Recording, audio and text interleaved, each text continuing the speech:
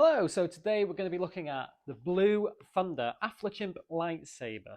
So as you can see, it's really well packed, comes in a sleek box, and inside, exceptionally well organized. So we've got a few bits in here.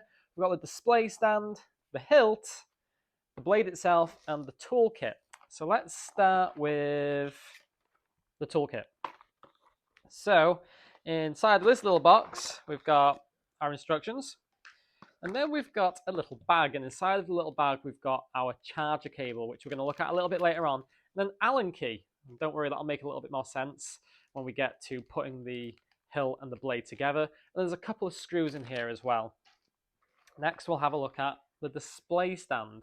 Very thin, sleek box. Like I said, it's really compact, well designed and packaged. So this comes in three parts.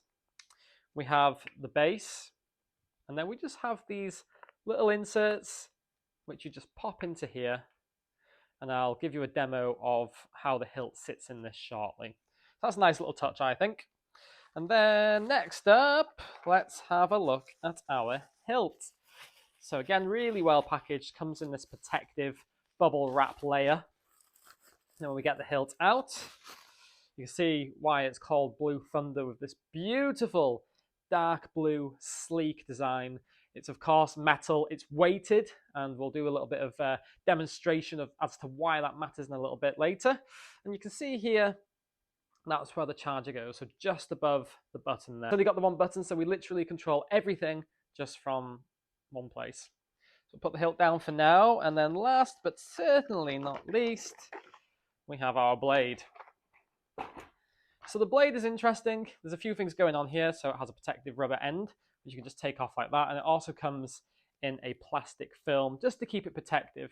But there's some reflective material inside of the blade, which is what gives it that cool lightsaber look and feel. So let's do a demo with our stand and hilt. Very basic in respects to how easy this is. You literally just pop the hilt there, and it sits nicely in the stand. You can move it around and adjust it as you please. So I thought that's a really nice touch. Now, when it comes to putting the blade and the hilt together, we're going to go back to that Allen key, which I was showing you earlier on. We're going to take out the cable. We don't need that. And we've got some screws in here.